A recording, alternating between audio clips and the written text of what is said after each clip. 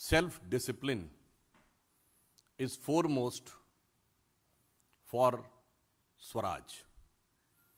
There cannot be any scope for any violent activity to achieve the political motives. यह coat किसका है? महात्मा गांधी का, 100 साल पहले। चूंकि जब उन्होंने असहयोग आंदोलन प्रारंभ किया और उन्हें लगा कि हिंसा, आगजनी, कुछ घटनाएं हुई, तो उन्होंने कहा कि यद्यपि हमारा इससे कोई भी संबंध नहीं है, तब भी हम इसकी नैतिक जिम्मेदारी लेते हैं और आंदोलन को समाप्त करते हैं। और तत्कालीन कांग्रेस अध्यक्ष लाला लाजपत राय जी ने कहा था कि हमारा आंदोलन विफल हो गया, मगर हमारे नेता की विराटता इससे स्थापित हुई, उसका हमें अधिक संतोष है। आज 100 साल के बाद उसी गांधी के नाम के उत्तराधिकारी, उन्हीं गांधी जी के नाम के स्वघोषित स्वयंभू होल सोल कॉपीराइट होल्डर, और वो आज पहली स्थिति तो ये कि ये एक ऐसा भ्रष्टाचार का मामला है। आपने सुना होगा कि सत्ता में रहते हुए सत्ताधारी पार्टी के ऊपर भ्रष्टाचार के तमाम आरोप आजादी के बाद के दौर में लग चुके हैं, परंतु अपनी पार्टी के अंदर भ्रष्टाचार, पार्टी की संपत्ति और धन का हरण कर लेना, यह एक ऐसा विचित्र उदाहरण था। और उसके बाद यह विषय यूपीए सरकार के शासनकाल में 1 नवंबर 2012 को प्रारंभ हुआ। नंबर 3, इस विषय का किसी भी प्रकार से सरकार की एजेंसीज के द्वारा इनिशिएशन नहीं हुआ। हाई कोर्ट के निर्देश के ऊपर ही कार्रवाई हुई और हाई कोर्ट के निर्देश पर ही उनको बेल लेनी पड़ी। तो एक वो दौर था, तब कांग्रेस अध्यक्ष ने कहा था कि हमारे नेता की विराटता, और आज अगर ये कहा जाए कि जिस प्रकार की हरकतें विगत 3 दिनों से दिखाई पड़ रही हैं और हिंसा की आड़ लेकर भ्रष्टाचार को छुपाने का प्रयास हो रहा है, तो कितनी लघुता, कितना छोटापन नेतृत्व का दिखाई पड़ रहा है। यह साफ दिख जाता है कि गांधी के दौर से सोनिया गांधी जी और राहुल गांधी जी के दौर तक आते आते कांग्रेस कितनी छोटी और कितनी बौनी होती चली जा रही है। दूसरी बात, इस विषय में एक और बिंदु महत्वपूर्ण है। जिस पार्टी के 2 पूर्व प्रधानमंत्रियों ने सरकार में रहते हुए अपने को ही भारत रत्न अर्पित कर लिया था, आत्मार्पित कर लिया था, they have dedicated to themselves, उसी पार्टी के परिवार के, उसी परिवार के लोगों ने अध्यक्ष बनने के बाद स्वतंत्रता संग्राम सेनानियों के सहयोग से बनी हुई संस्था, जो उन्हीं की पार्टी ने बनाई थी, उसकी सारी संपत्ति और धन को अपने को अर्पित कर लिया। यह दर्शाता है कि स्वतंत्रता आंदोलन के स्वघोषित स्वयंभू उत्तराधिकारी वास्तविकता में उसके साथ क्या कर रहे थे। ऑन दी अदर नोट, एक बात कहना चाहूंगा, हम सब ने सुना होगा स्वतंत्रता आंदोलन में कांग्रेस बड़ा दावा करती थी कि आनंद भवन पार्टी को दे दिया था, और यहां एजेएल के रूप में इस हाथ से दिया, उस हाथ से 90 करोड़ का लोन लिया, फिर मैंने ही 90 करोड़ का लोन वापस करके खुद ही अपने को मालिकाना हक दे दिया। यानी कितने ही भवन अपने नाम कर लिए पार्टी के और आनंद की अनुभूति कर ली। यह दर्शाता है कि उनका रोल पूरी तरीके से रिवर्स हो गया है। और आज के घटनाक्रम पे देखें तो पहले तो पार्टी की संपत्ति, पार्टी से जुड़े हुए ऑर्गेनाइजेशन की संपत्ति और धन अपने नाम किया। अब पार्टी कार्यालय को ही किसी भी प्रकार की उपद्रवीय एक्टिविटियों या इस प्रकार के आंदोलन जिसके कि अंदर आज आगजनी की भी समाचार आए हैं, उसका केंद्र बनाया। यह अपने आप में कांग्रेस के वास्तविक चरित्र को उजागर करता है।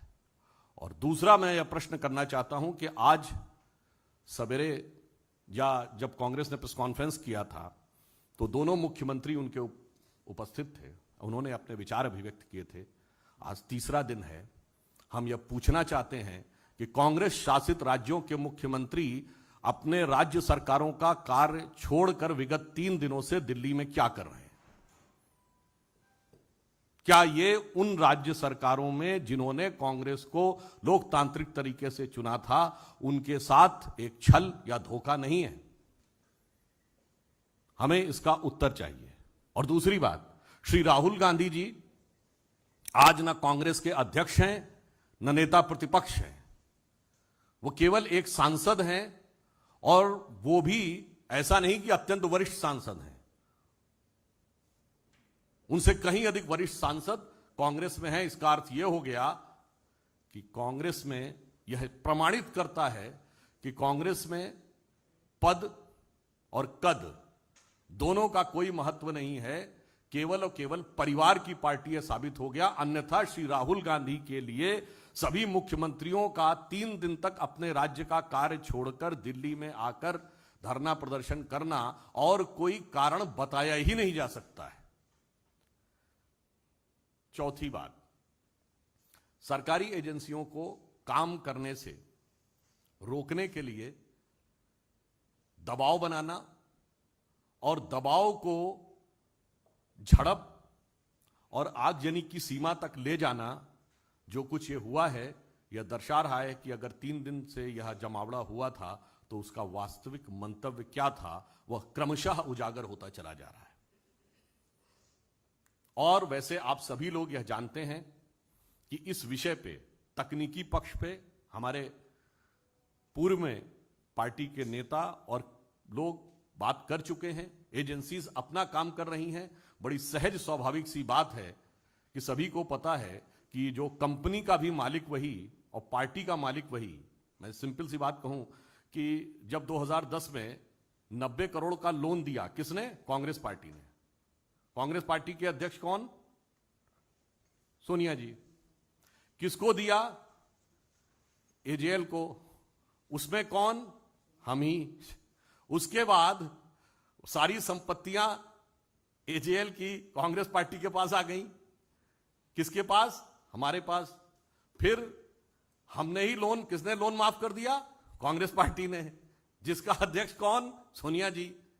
साहब, आपने तो सुना होगा, तेरा तुझको अर्पित क्या लागे मेरा। यहां तो तेरा मुझको अर्पित क्या लागे तेरा। ये भारत की जनता नहीं, ये कांग्रेस के कार्यकर्ताओं के साथ क्या किया है। हमारे पार्टी का नेतृत्व यह कहता है कि तन समर्पित, मन समर्पित और यह जीवन समर्पित, और चाहता हूं देश की धरती तुझे कुछ और दूं। और वो ये कहते हैं कि तेरा तन मन धन सब मेरे को समर्पित। इसलिए यह प्रकरण भारत के इन्वेस्टिगेटिव इतिहास का अपने आप में एक अद्भुत और विचित्र उदाहरण है। और मैं पुनः इसको रेखांकित कर देता हूं। यह विषय यूपीए सरकार के शासनकाल में शुरू हुआ। नंबर 2, जो जमानत लेनी पड़ी वो न्यायालय के आदेश पे लेनी पड़ी। नंबर 3, यह पार्टी के अंदर की संपत्तियों का अधिग्रहण किया गया।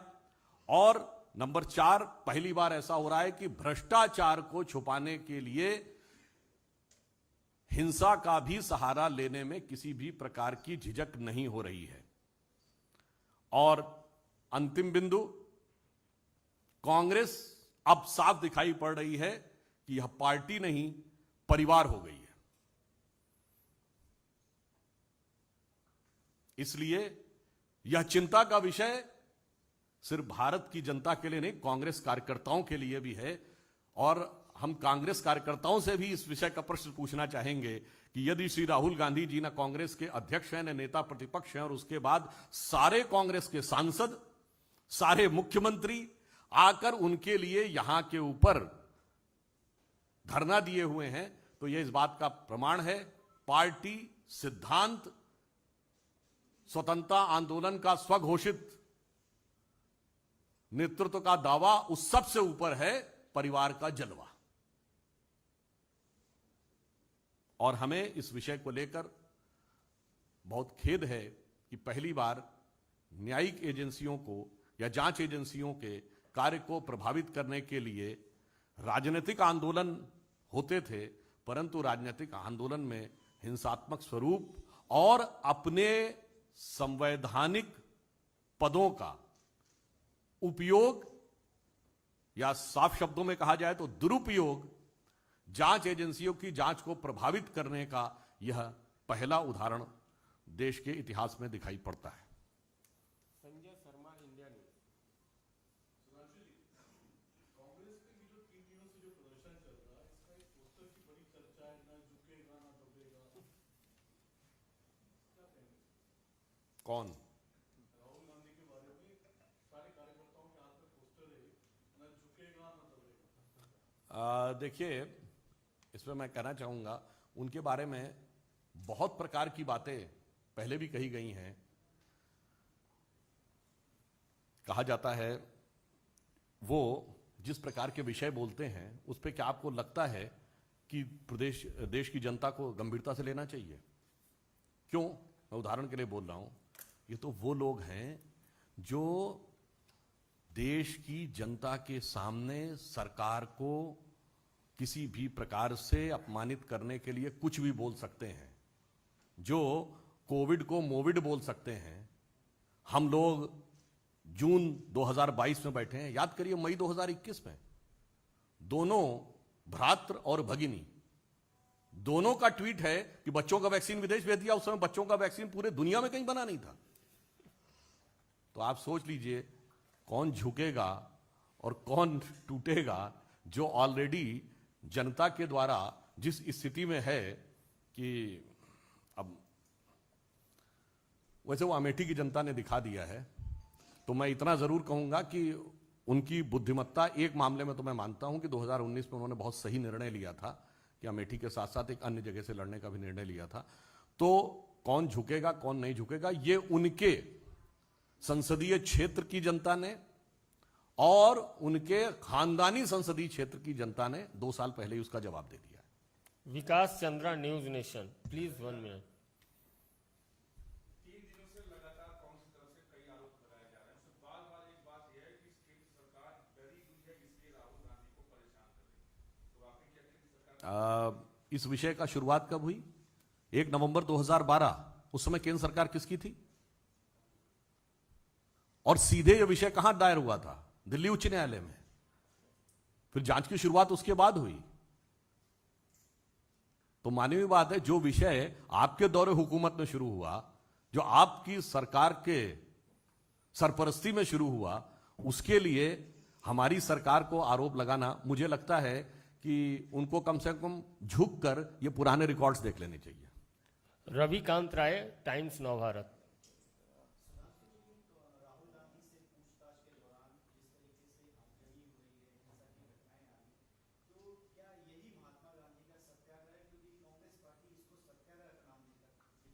इसीलिए मैंने आपको पहले ही कोट कर दिया था महात्मा गांधी का 100 वर्ष पुराना कोट, जिसमें उन्होंने कहा था self discipline is foremost for Swaraj. और उन्होंने कहा था कि any political objective can not be attend by using violence. परंतु यहां पर कोई राजनीतिक उद्देश्य भी नहीं है, केवल भ्रष्टाचार को बचाने के उद्देश्य से और एजेंसीज पर दबाव बनाने के उद्देश्य से इस प्रकार का प्रदर्शन, इस प्रकार का वितंडावाद, जिसने आज उपद्रव का भी रूप धारण कर लिया, वह किया जा रहा है। यह देश की जनता को साफ दिख रहा है। तो महात्मा गांधी की कांग्रेस से राहुल गांधी की कांग्रेस का कोई मतलब नहीं है। केवल सरनेम कॉमन होने से आदमी के अंदर वह गुण नहीं आ जाते हैं। ठाकुर रविंद्र सिंह, जी न्यूज।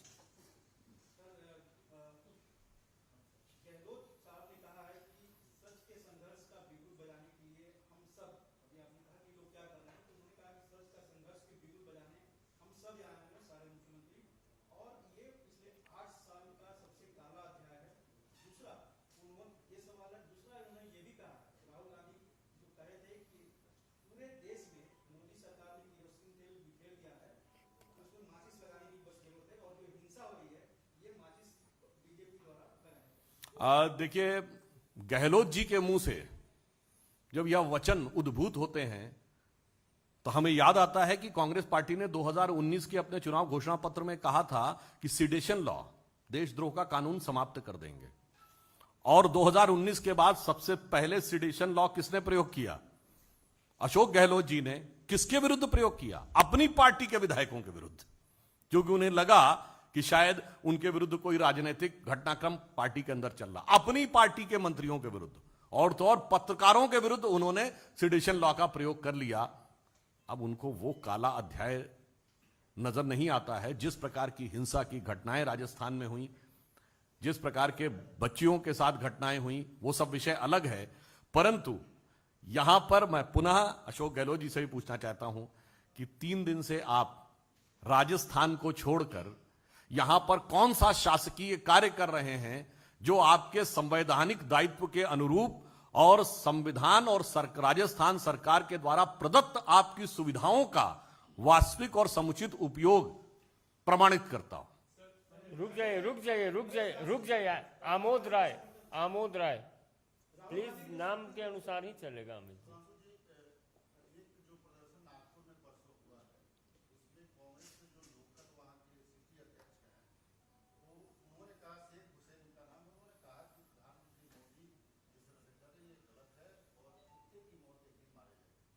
देखिए, इस प्रकार के घृणित बयान प्रतिक्रिया के योग्य नहीं है, परंतु यह कांग्रेस की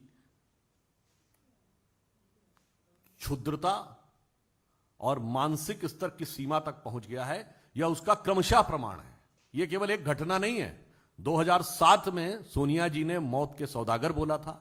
2014 में मोदी जी की बोटी बोटी काटने का आह्वान किया गया, और आज यह बोला गया, तो यह कांग्रेस की वास्तविक मानसिकता कितने निचले और छिछले स्तर पर आती जा रही है उसका प्रमाण। Mohit Bhatt, Times now.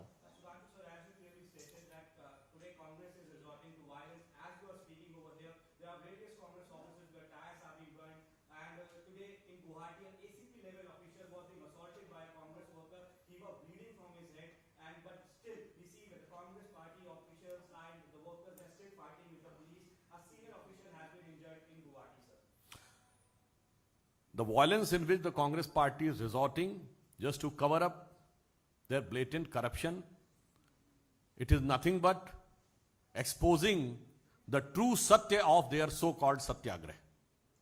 Neeraj Pandey, ABP.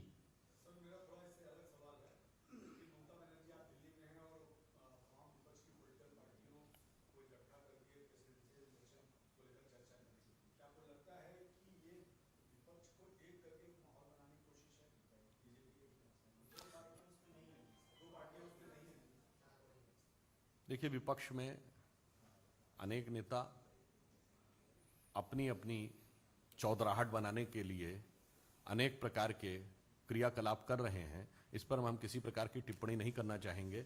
वह सारा विषय न भाजपा से संबंधित है, न देश से संबंधित है।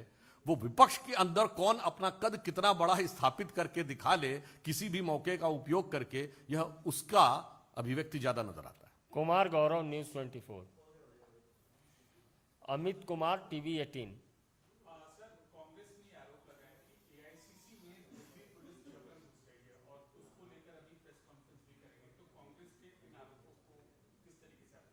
देखिए, इस विषय पर कोई आधिकारिक जानकारी नहीं है, परंतु जो दृश्य सामने दिखाई पड़ रहे हैं देश के भिन्न भिन्न हिस्सों से, उसमें कांग्रेस कार्यकर्ताओं के द्वारा आगजनी, हिंसा और उपद्रव बहुत साफ तौर पर दिखाई पड़ रहा है।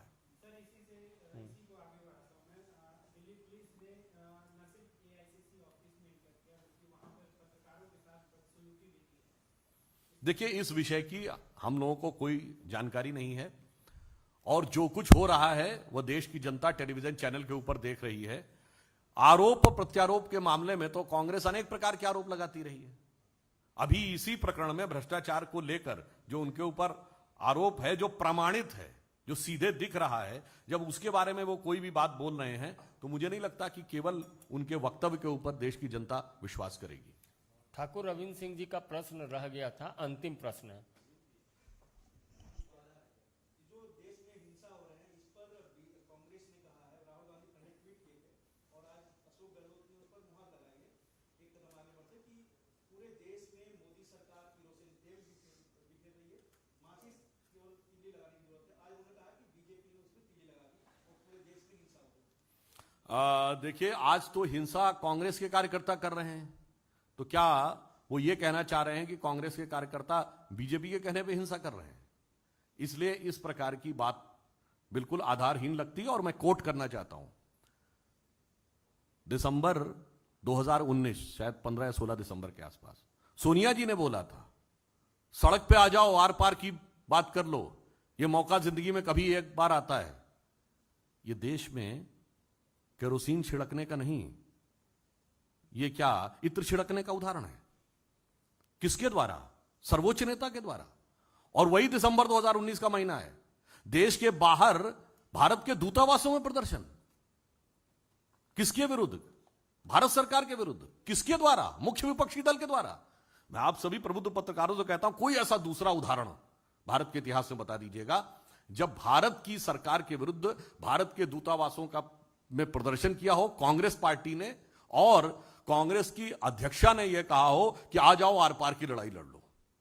तो सबको दिखाई पड़ रहा है कि इन लोगों ने किस प्रकार का वातावरण इस देश में बनाने का प्रयास किया।